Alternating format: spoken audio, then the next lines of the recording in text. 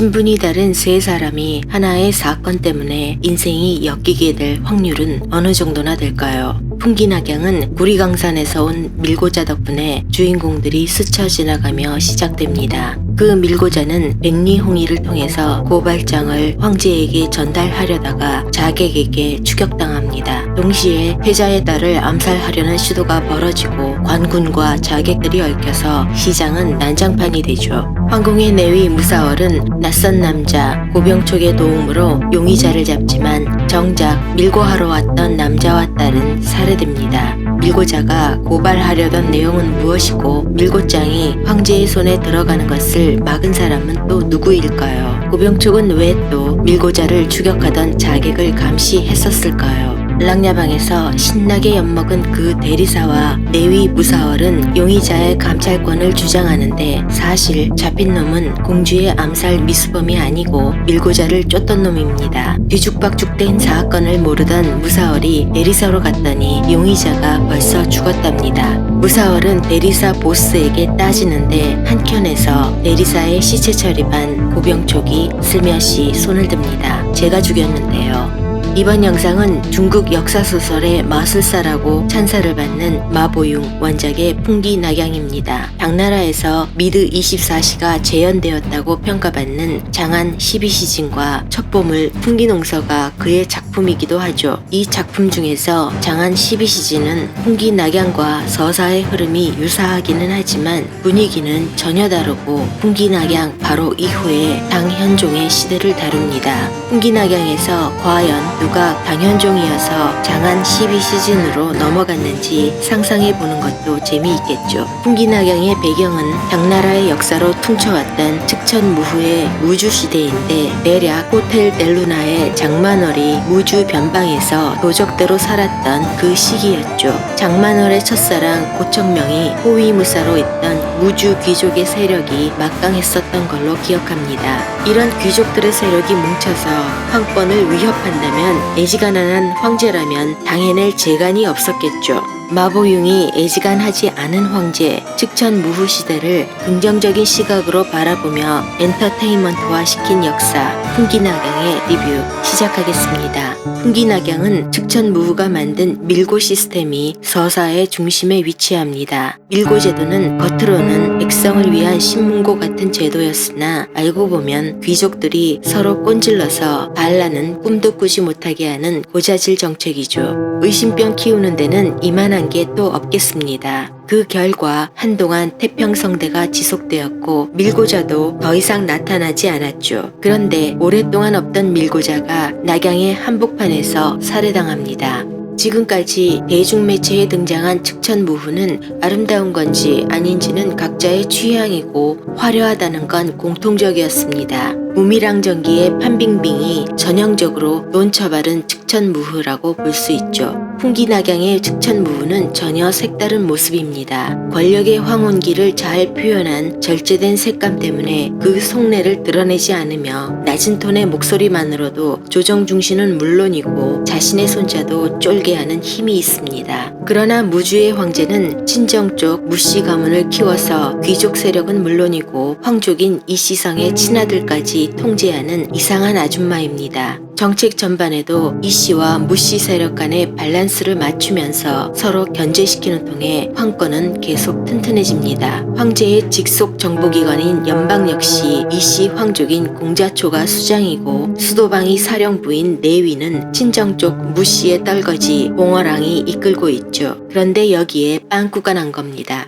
빵꾸 난 구멍으로 들여다보니 이씨와 무씨 간의 균형은 개뿔이고 무엇보다 소중한 밀고자가 암살을 당했으니 황제는 연방의 공자초부터 족칩니다. 그간 밀고자가 없었던 게 아니라 다 죽어나갔던 것이 명백한데 명색이 정보부라는 연방이 세상 까맣게 모르고 있었던 거죠. 밀고제도가 잘 돌아가는 줄 알았다가 시겁한 건 황제 자신입니다. 아들을 폐위시키고 무씨 조카에게 황위를 물려줄 생각까지 했으니 캥기는 게 많았던 게지요. 야사에 따르면 그 유명한 적인거리 무씨 조카가 네 제사상을 차려줄 것 같냐고 빚고자 황제는 아들을 부랴부랴 복위시킵니다. 복위된 황자는 낙양, 즉 당시의 신도로 오던 중에 습격을 당하는데 소풍 나왔던 불량정 출신의 하층민 고병촉이 우연히 태자를 구합니다. 괜히 남의 일에 참견했지 태자는 나 몰라라 내빼고 그의 불량정 친구들은 수국이라는 무기를 쓰는 살수에게 몰살됩니다. 태자의 습격 사건은 이씨 황족과 무씨 그리고 귀족 세력이 모두 얽힌 권력 쟁탈의 한 조각이었으니 생 하층민인 고병촉이 개싸움에 말려든 셈이죠. 고병촉은 수국살수의 무기만을 기억했기 때문에 내리사 영안실에 털을 잡고 칼빵당해 죽은 시체들을 확인하며 살아갑니다. 그 단서를 따라 나타난 비밀스러운 조직 춘추도를 추적하던 차에 밀고자가 살해당한 현장에 이르게 됩니다. 고병촉은 밀고자가 수국살수의 칼에 당한 걸 확인하고 복수의 시간이 가까워졌음에 희열을 느끼죠. 황혼의 아름다운 미소가 소름돋는 순간입니다. 고병촉과 백리홍이 그리고 무사월은 각자의 목적 때문에 함께 사건을 파헤칩니다. 물론 그들이 처음부터 쿵짝이 잘 맞았던 것은 아닙니다. 백리홍이는 웃지 않고 무사월은 잔소리 대박이며 고병촉은 싸가지가 없는데 그가 지나가는 자리엔 언제나 사람이 죽어나가니 믿을 수도 없는 놈입니다. 그래도 같이 엮인 처지니까 공통점을 찾아본다면 세 사람 모두 정치 권력과는 하등의 관계가 없고 정말 잘 달린다는 겁니다. 건강한 신체에서 나온 정의를 향한 무대포 정신이 그들의 공통점인 거죠. 세 사람은 자신들도 모르게 상층부의 권력 다툼에 휘발유를 들이부으며 신도 전체를 쑤시고 다니기 시작합니다. 공부상서 백리연의 아들 백리홍이는 이과 출신인데 결혼을 강요하는 아버지와 한 직장에서 일하기 싫어서 사표를 던지고 현재는 음식의 맛을 평가하는 신도의 셀럽입니다. 그의 형은 우주의 인사정책을 비판하다가 사형당했기 때문에 아버지는 강력한 귀족 집안에 백리홍이를 장가보내서 처가덕 좀 보라고 권합니다. 그런데 아들놈은 자기가 왕이보인 줄 알고 튕기다가 억지 결혼을 하던 날 아버지가 독살당하죠. 세상 물정에 깜깜하던 백리홍이도 아버지가 살해당하자 이야기는 달라집니다. 무사월은 공주의 성화에 못 이겨 시내로 놀러 나갔다가 일진 더럽게 암살단을 만납니다. 태자비는 딸내미 핑계로 무사월과 그녀의 오빠 봉어랑을 갈구지만 봉어랑은 높으신 분들 싸움에 새우등 터질 생각이 전혀 없습니다. 그래도 봉어랑은 살해당한 밀고자의 정보를 무사월에게 넘겨주는데 연방도 얻지 못한 정보를 캔 걸 보면 능력도 출중한 편이겠죠. 고병촉과 무사월은 사건을 해결해서 서로 원하는 것을 얻기 위해 열심히 싸웁니다. 아버지의 죽음을 파헤치는 백리홍이도 열심히 뜨거운 국물 퍼붓고 센 물도 퍼붓다가 달리고 또 달립니다. 긴 다리로 도망가는 배우의 원톱이죠. 싸우고 달리고를 반복하며 얻은 정보는 누군가 불의를 횡령하고 있다는 정황으로 이어집니다. 그러나 열심히 달린 백리홍이 빡치게 시리 내위의 봉어랑은 백리연이 불의를 꿀꺽했다 죽은 것으로 수사를 종결합니다. 그래도 고병촉과 무사월이 건진 게 있다면 불이 따라다니다 사랑이 싹 텄다는 거죠.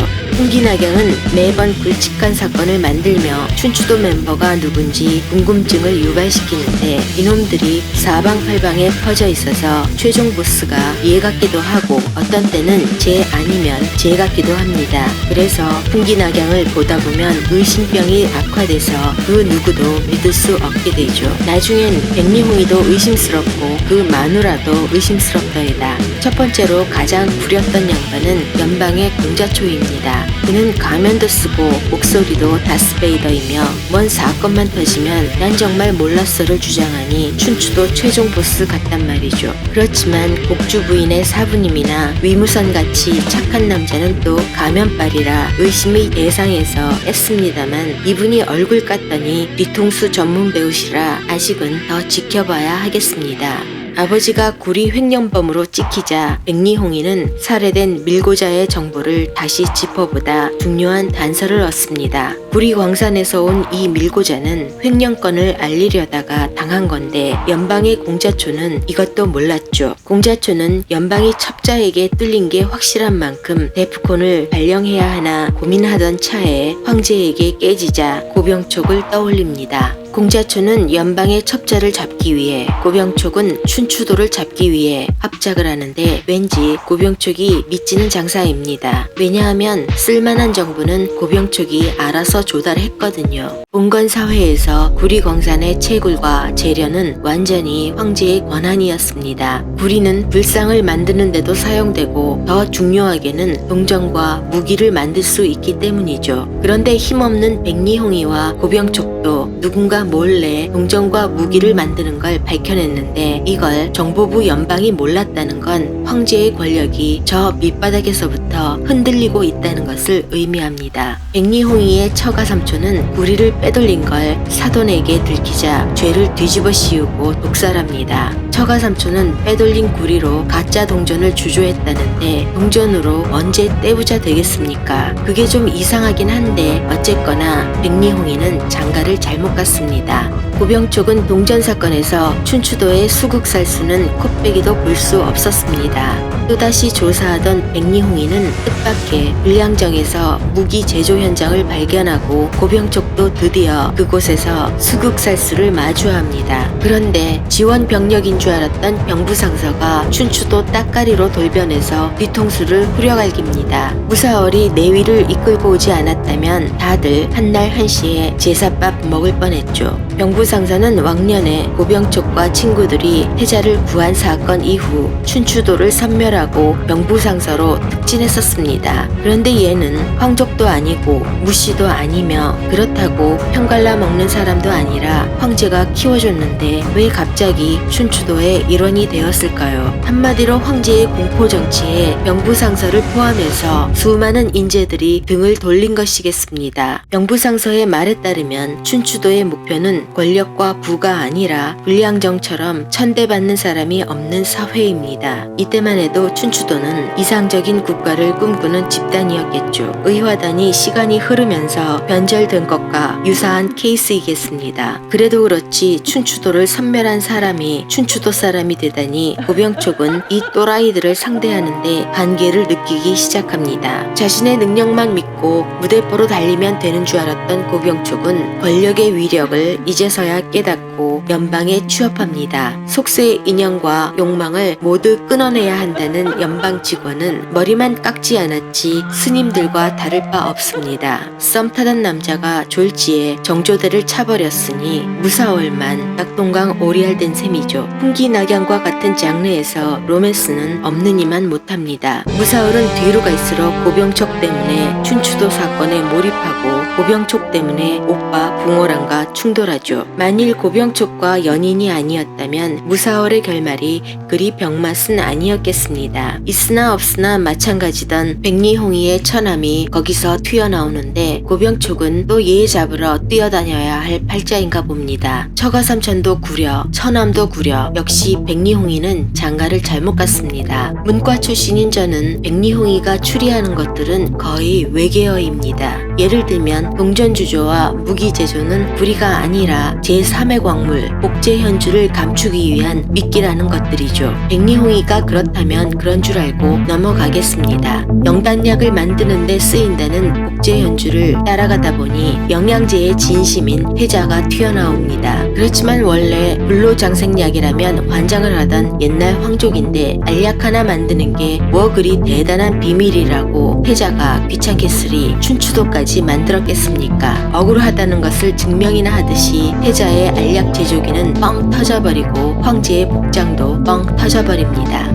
백리홍이는 춘추도의 도사에게 붙잡혀서 위기를 모면하려다가 자의반, 타의반, 폭탄 제조에 성공하죠. 불로장생약 만들다가 실수로 메가톤급 화약을 만들었다는 바로 그 전설의 연금술사가 백리홍이 되시겠습니다. 춘추도는 폭탄 만드는 데 성공해서 춤을 춰야 하는 마당에 춘추도의 넘버2 장춘사는 백리홍이를 야릇하게 바라보는데 BL 뭐 이런 거 아니고 핏줄 이런 겁니다. 이 시점에서 폭탄이 어디서 터질 건지 고민해야 하는데 때 황제가 참석할 연등축제가 곧 열린답니다. 고민할 필요도 없이 여기겠죠. 연방과 내위는 테러 방지 작전실을 오픈하고 분주히 움직입니다. 춘추도 파티원 역시 식량 보급까지 마비시키며 멀티 테러 작전을 시행하여 신도 전체를 올 스톱시킵니다. 봉어랑도 적시적소에 나타나 테러 진압에 앞장서죠. 한 일도 별로 없는데 황제는 봉어랑을 점점 더 이뻐합니다. 너무 이뻐서 봉어랑에게 연방과 내위를 모두 던져주는데 그 두 개를 모두 통솔할 수 있는 자는 오직 황제 자신이어야 한다는 것을 새까맣게 까먹은 거죠. 구박은 구박대로 갔다가 칼빵까지 맞은 공자초만 가엾게 되었습니다. 요즘 트렌드가 병약해가 강캐이다 보니 봉어랑이 춘추도의 보스라고 의심해봤습니다. 봉어랑은 여동생 무사오를 먹여 살리기 위해서 황제의 음식에 독이 있나 없나 찍먹해보는 일을 자청했었죠. 그 바람에 독에 중독되고 겨우 내위의 자리나 얻어걸린 겁니다. 그가 김씨나 박씨였으면 의심하지 않았을 텐데 무씨였던지라 봉어랑이 독이나 테스트하고 있었으니 그간 얼마나 서러웠을까 생각하면 얘가 최종 보스죠. 그런데 그가 최종 보스이든 아니든 사실은 별 흥미가 없었습니다. 봉어랑을 포함해서 춘추도 파티원들의 설정이 너무 후지다는 게 풍기낙양의 단점이죠. 마보용은 악당에게는 후하지 않은 듯 장안 12시즌의 최종 보스도 어이없더니 풍기낙양에서도 여전합니다. 고병촉의 궁극적인 적수는 수국살수입니다. 수국살수는 잔인한 자객이었지만 자기 소나기에 떨어진 고병촉을 여러 번 살려뒀을 뿐만이 아니라 자기를 찾을 단서까지 일부러 남겨두기까지 하죠. 고병촉을 살려둔 게 어떤 꿍꿍이가 있었는지 아니면 자만심이었는지 명확하지 않던 차에 무사얼은 가느다란 여성용 팔을 봅니다. 수국살수가 여자라는 무사얼의 한마디에 고병촉은 누군지 바로 촉이 오는데 왜냐하면 무사얼 빼고 아는 여자가 딱 하나밖에 없었거든요. 완벽하게 서사의 흐름에 영향을 끼치지 않던 흔해 빠진 도박장의 주인이 춘추도의 수국살수입니다. 고병촉에게 감동해서 다른 삶을 동경했던 그녀는 고병촉과 술 한잔을 나누고 살수가 아닌 그의 친구로서 최후를 맞이하죠. 고병촉을 사랑해서 죽이지 못했다는 이야기를 길게도 뺍니다. 수국살수에 있을 법한 서사는 이미 끝났고 불량정 사람들의 가슴 아픈 순간도 끝났으며 풍기낙양의 추진력도 거의 바닥이 났습니다. 후반부로 갈수록 의쟁이 뜨쟁이가 다 튀어나와서 춘추도는 우주의 정치적인 빌런이 아니라 쓰레기통이 되어가죠. 가짜약을 팔질 않나 넘버2나 되는 인물이 대머리 부하에게 촌농을 낙하하질 않나 춘추도 파티원들은 대부분은 중요하지 않고 누가 왜 언제 죽었는지도 모르겠습니다. 이런 애들 데리고 황제가 될 꿈을 꾼 춘추도의 최종 보스도 정신없는 사람입니다. 고병촉과 백리홍이 그리고 무사얼이 없었어도 춘추도는 망했을 겁니다. 백리홍이는 세상의 만물이 바람처럼 보이지 않아도 흔적을 남긴답니다. 풍기낙양은 낙양의 흔적이란 뜻일까요? 지금까지 강호풍운의 콜이었습니다. 끝까지 시청해주셔서 감사합니다.